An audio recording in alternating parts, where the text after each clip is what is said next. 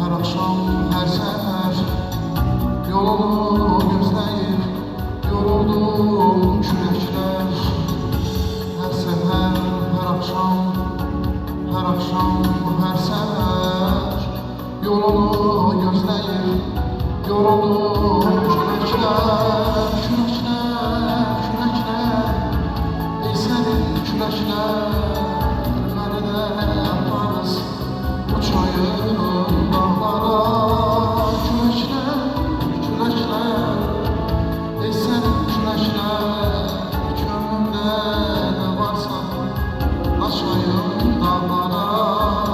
Nerede yaparız uçayım dağlara.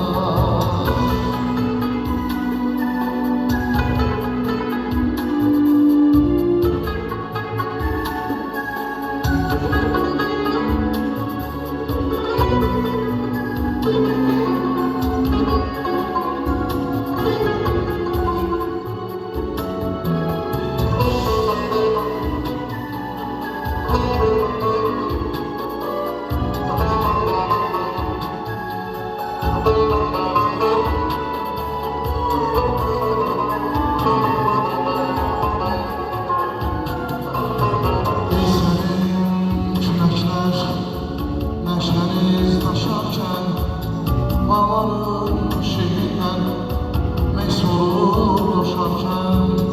Ey senin küləklər, neşeniz taşarken bağların mehrindən meys olur coşarken. Qaldıran dağları atlayıb aşarken, nerede varız uçayım dağlara.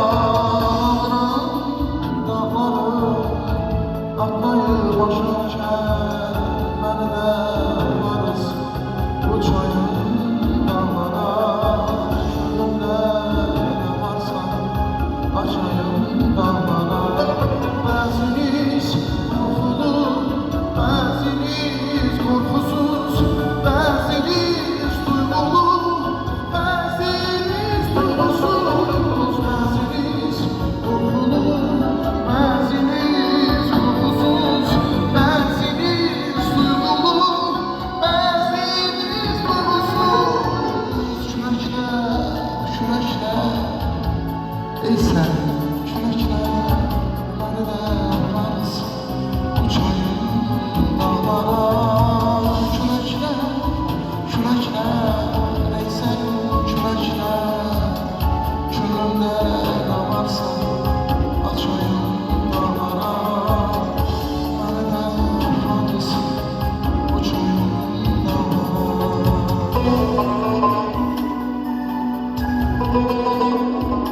Yine payız geldi qonaqlar kimi,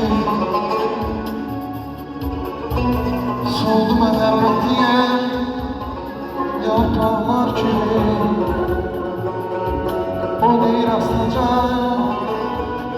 sevirəm səni, küləkliyə belə əsirsən külək, niyə ödümür?